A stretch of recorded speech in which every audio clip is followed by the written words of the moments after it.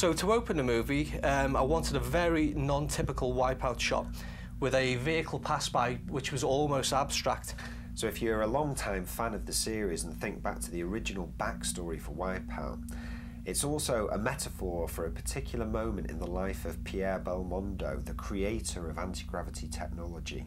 Wipeout 2048 is all about going back to where it began, so we thought it'd be really cool to include some visual references like this one that are metaphors to emphasise that point.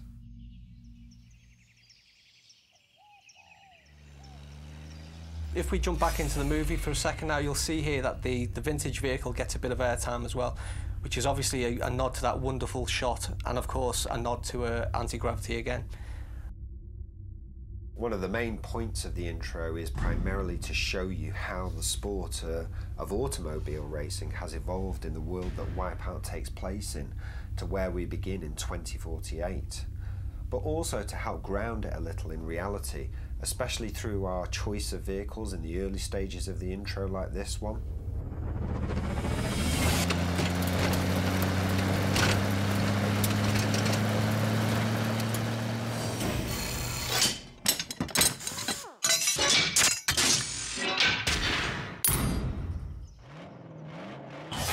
The next transition takes us to an intermediate stage. We call this shot Blueprint.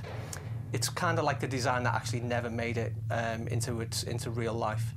The next stage, we go into a transition into the open-wheeled contemporary racing category.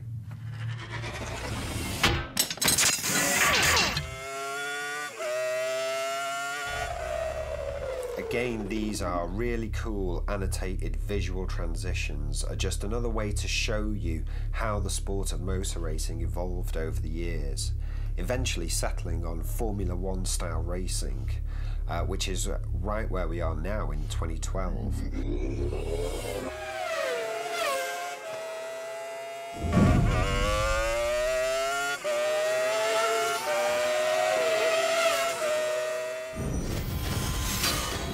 So if you blinked, you may have missed the Pfizer logo appearing in the top left corner there.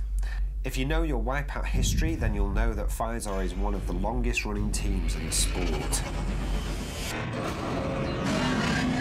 So here we wanted to have a little fun by fast forwarding to the year 2025 with the advent of what we're calling bull racing. So it's almost like bull wheel racing. It's the intermediate step between anti-gravity being fully commercialised. You know, it had started, but it hadn't really made it into a commercial entity. You'll see in this sequence that the vehicles actually drive up the side of the wall.